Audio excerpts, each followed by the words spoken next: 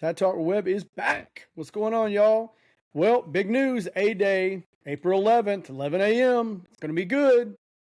The only downfall is it's not going to be broadcast. You know, in the past, it's been broadcast. We're able to see it, maybe catch it on YouTube later.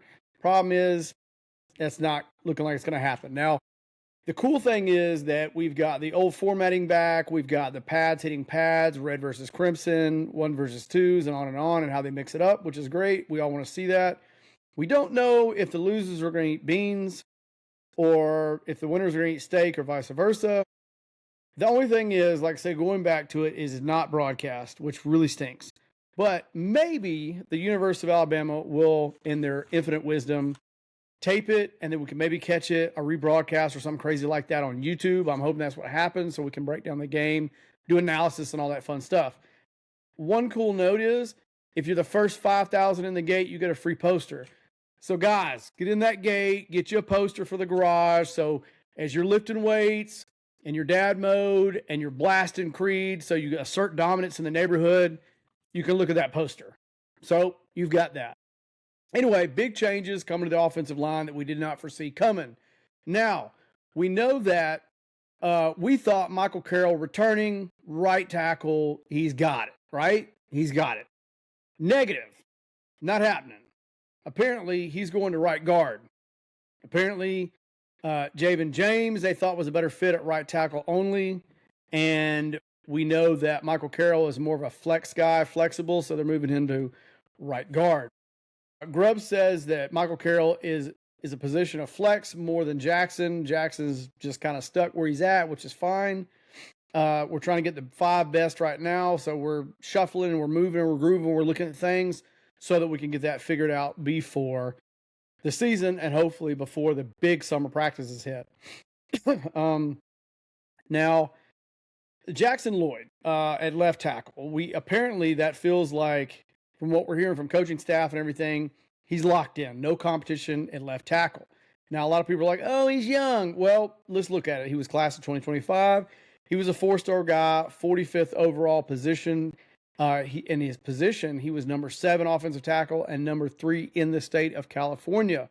So we see that. He played a lot of garbage time, but we feel like he's the best guy if that's what our coaches are telling us.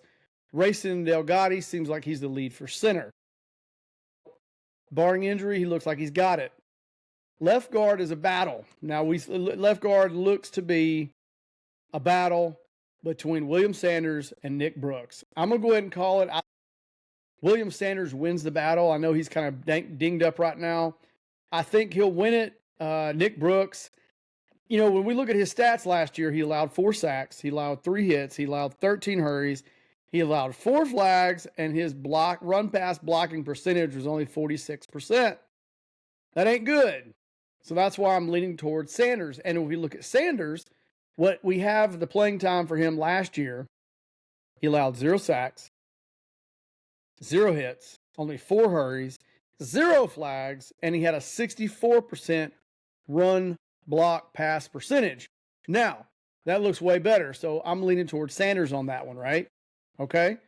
Now, what we're seeing in these practices, right? We're seeing 2 groups. They're kind of shaking out. And from what we're seeing, and this is also coming from other guys too, but this is what we're seeing. Group number 2, right? We're seeing at left tackle Tyrell Miller.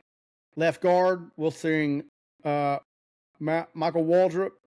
He sounds like a race car driver from the 80s. I love it, from NASCAR. We've got center Ethan Fields. We've got right guard Caden Strayhorn.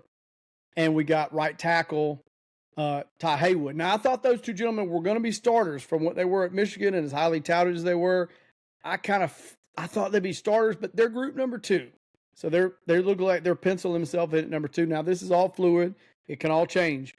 Now, group number 1 that we see, this looks to be more the starters, but we're not positive on it because everything, they're getting these position groupings together. Left tackle, Jackson Lloyd. Left guard, it looks to be Nick Brooks or William Sanders. We just said we think it's William Sanders. Now, center, we got Racing Delgado. Right guard, Michael Carroll, as we stated. And right tackle, Jaden James, as we also stated.